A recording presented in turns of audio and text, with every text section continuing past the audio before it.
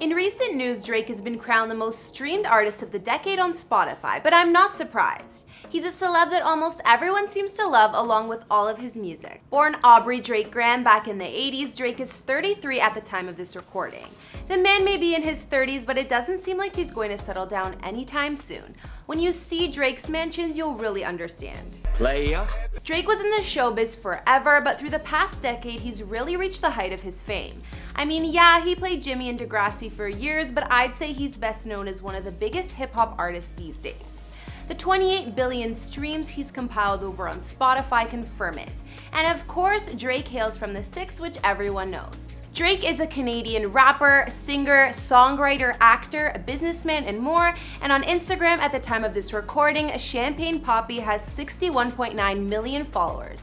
Aside from all the Grammy Awards, American Music Awards, and other awards, Drake has a number of great successes under his belt. Billboard even named Drake the 16th most successful artist of all time, and the rapper founded his own record label, OVO Sound, in 2012 as well. Aside from music, Drake has other business ventures such as his Whiskey Virginia Black and his October's Very Own, or OVO, clothing shops. Not to mention, Drake continues to show pride for his hometown. And being the dedicated fan of the Toronto Raptors that he is, he was also announced as the team's global ambassador, whatever that is. Drake has his own members-only bar and lounge in the Air Canada Centre where the Raptors play their home games, and it costs $7,000 a year to be a part of it. Even if you cough up the cash, apparently it's also invite only, or you need to be approved first. Better believe this place is bougie, I've seen it myself. But that's not the only spot Drake owns in Toronto. With an estimated net worth of $150 mil and being the 5th richest rapper in the entire world, the man has outdone himself with some of his real estate. Clearly, he can afford it. Hey guys, it's Kara, and today we're doing another house tour here on Famous Entertainment. We're gonna look at Drake's impressive real estate portfolio in both Toronto and LA, including his hometown mega mansion, his Hidden Hills estate, made up of 3 separate properties, and more. If you like these videos, make sure you're subscribed and ring that bell to be notified when we post so you can always be up to date. We've also done house tours on the likes of Will Smith and fellow Toronto man The Weeknd, and we'll have links to those at the end of this. Be sure to follow me on Instagram because I love connecting with you guys. I've also been reading all your comments and I'm gonna be responding to some at the end of this. I need you to let me know who to do next in the comments down below and whose home you'd like to see. Now let's get into this video.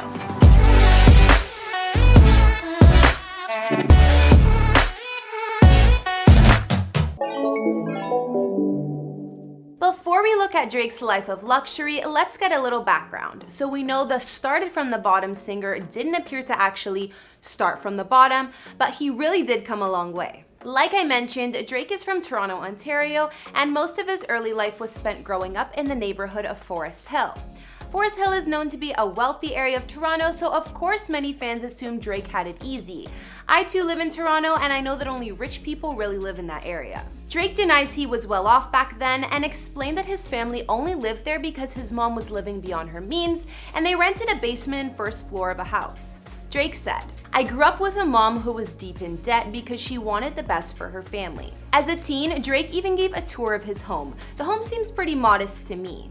Me and my grandma have a little thing where my mom doesn't let her eat chocolate, but my grandma slides me a little extra cheddar on the side, and I make sure she gets her daily chocolate dose. That's my grandson. This is the living room, and it's nice and elegant, and I kind of leave this alone. It's too much for me. This is our dining room, and here's my mother making notes as usual on probably some. Transposing my to-do list. Yeah, exactly. Seems like Drake had the basement all to himself, so at least he had his own space to hang out and do his music stuff. This is my space, this is where I live. And through here, this is my living room. I like a chilling vibe, that's my favorite thing about this basement. I wonder if Drake knew back when he was filming this vid where he would be now. Boy, have times changed. And then through here, this is my comfort area. As you can see, I recently did laundry. This is actually a very nice couch. And in here I have more stuff, some sweaters and t-shirts, some blazers, jackets, and the shoes are a big thing. I got them from bottom to top.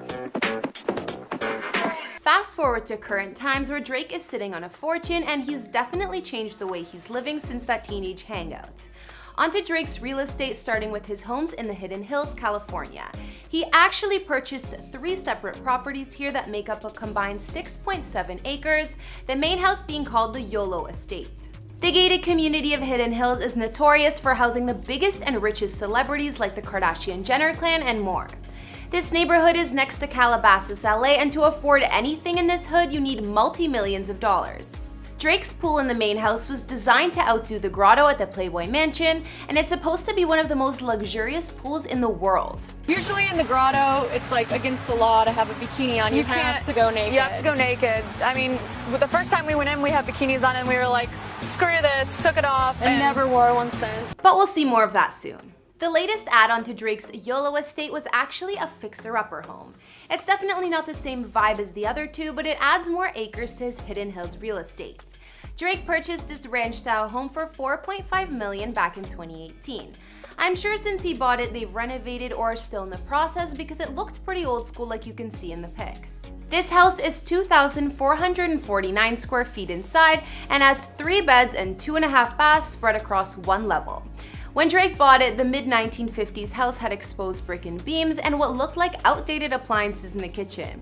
Moving outside the home, although there's no Playboy Mansion pool, there is a lot of greenery including redwood trees and fruit trees. Still a nice property, that's for sure. Drake also bought the home next door to his main house as an add-on back in 2016. This spot was the cheapest of the 3, coming in at $2.85 million. Another 1950s style ranch house, this one is 4,445 square feet with 4 bedrooms and 5 baths, and also came with an 800 square foot attached guest house. Although it costs less than the one I just showed you, it's bigger and this one actually had a pool. This house is cute and charming and was obviously a good business investment for Drake since it neighbors the main mansion. It's pretty open concept with hardwood floors and high ceilings. Also, looking at the pics, you can tell it wasn't as outdated as the other one he just bought. Now we've seen Drake's 2 add-on properties in Hidden Hills, so it's time to look at the main one, the Yolo estate. His house was actually listed for sale back in 2017, but I'm not sure if he actually ended up selling. Either way, Drake did list it for $20 million. Drake purchased this mega mansion back in 2012 from Saddle Ranch owner Larry Pollock for almost $8 million. Apparently, Drake first fell in love with the pool at this house. He had a little bit of a pool obsession and used to Google crazy residential pools before he was even signed. Back in 2007, he found this place online, and like I said, the pool was created to put the Playboy Mansion's infamous grotto to shame. Drake said, "This house was the desktop image on my computer years before I bought it." The Yolo estate is 12,500 square feet and has 6 beds and 10 baths. Aside from all of the indoor living space, it also sits on plenty of land, 2.91 acres to be exact.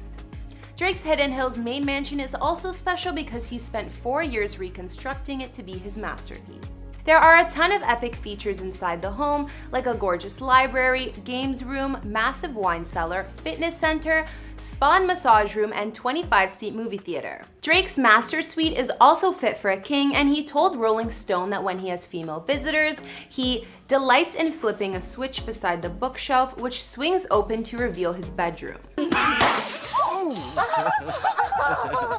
Sorry about that. I swear to God that never happens. Moving outside, there's that dream pool with a swim-in grotto, waterfalls, wet bar, TVs, and an 80-foot slide. Other fun stuff Drake has out there includes a tennis court, basketball and volleyball courts, viewing pavilions, and horse stalls. Although Drake has no horses that we know of. There's even a mechanical bull. I mean, what more could you ask for? I bet he's thrown some wild parties. Knock, knock. Who's there? It's One Direction. Looking at Drake's Hidden Hills estate, you can tell it's fit for a king, but that's not all the man owns. Aside from all that real estate in the hills, Drake also has places in the Great White North of Toronto, which is definitely his true home. I'll show you his palace in just a sec, but first we know he had a temporary spot while that home was being constructed. Drake had a condo in the upscale Ritz-Carlton, which is in the heart of downtown Toronto. He even had perfect views of the famous CN Tower right from his bedroom window. Drake showed off this place on his Instagram a couple years back when he was living there, and it apparently cost him 20 grand a month. Although it didn't have much furniture yet, you could see how the fancy spot was being set up, and of course, Drake had his own studio in there too. He said in the video, "You know, sometimes when you're out here on the road, you forget the importance of having a home. I just came home to a new temporary spot till my house is built, but it's my home for now and I'm very inspired, very excited, you know? This just has me ready, you know, ready to work. Finally, I've saved Drake's epic Toronto mansion for last. He bought the land for this mega home back in 2016 for $4.4 million and was working on building it for years. Only recently this year was it finally finished. It's in the Bridle Path neighborhood of Toronto, which is one of the only areas in the city where you'll find such large plots of land. There are only a few mega mansions in this area because they occupy all the property, so at least Drake has some privacy. But he did have to add extra high fences and actually get the city's approval to do so, just to make sure nobody's sneaking in. Some may say that Drake's Toronto palace is slightly over the top, but I can't say I expected much less.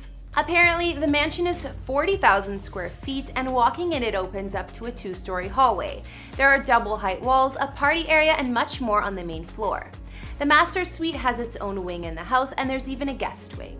Drake's private bedroom wing includes a spa bathroom with a ginormous steam shower, 2 dressing rooms, and a private terrace.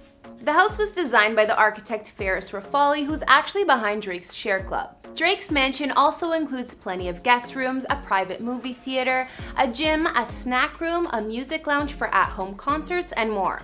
Not to mention, Drake has a toilet that plays relaxing music while you're doing your business, and a giant OVO-themed indoor basketball court. Drake's also said that this home includes an Olympic-sized indoor pool, but I have yet to see it. Now we've looked at all of Drake's real estate, which definitely seems like a lot. Both his Yolo estate and his Toronto mansion are pretty epic and over the top, I'd say. Which one do you guys think is cooler? I'm not sure if Drake has any other real estate, but he's clearly using a lot of that net worth he's earned to invest. If you guys know of any of Drake's homes that I missed, let me know. Personally, I think his estates are a little too crazy for me, but I do really love that grotto-style pool at the Hidden Hills mansion. Okay guys, now I'll be reading out a few comments from previous videos. On our Kris Jenner before and after vid, Gina No Name Forever said, "I enjoy your videos, you're always so kind and positive. Also love the cross you wear in each videos. You are beautiful." Thank you, Gina, that's such a thoughtful compliment to read. I really appreciate it. On our Kylie Jenner house tour, Miss Blonde said, "I'm a minimalist and love small spaces, so this house gives me anxiety. I wonder if I was crazy rich if I'd ever go for a huge house like that. I doubt it." Yeah, Kylie's house is definitely on the huge side. I like the place, but that's a lot of cleaning. And finally, on our Will Smith house tour, Jade Emery said, "Love the Smiths home and RV. Thanks for sharing. Anytime, and I'm glad you liked it." Alright guys, that's all I could find on Drake's mansions. Which was your favorite, or what parts did you like the best? Let me know in the comments, and let me know some other celebrity houses you'd like to see. Follow me on Instagram if you want to chat more, and I'll see you next time with some more videos. Bye!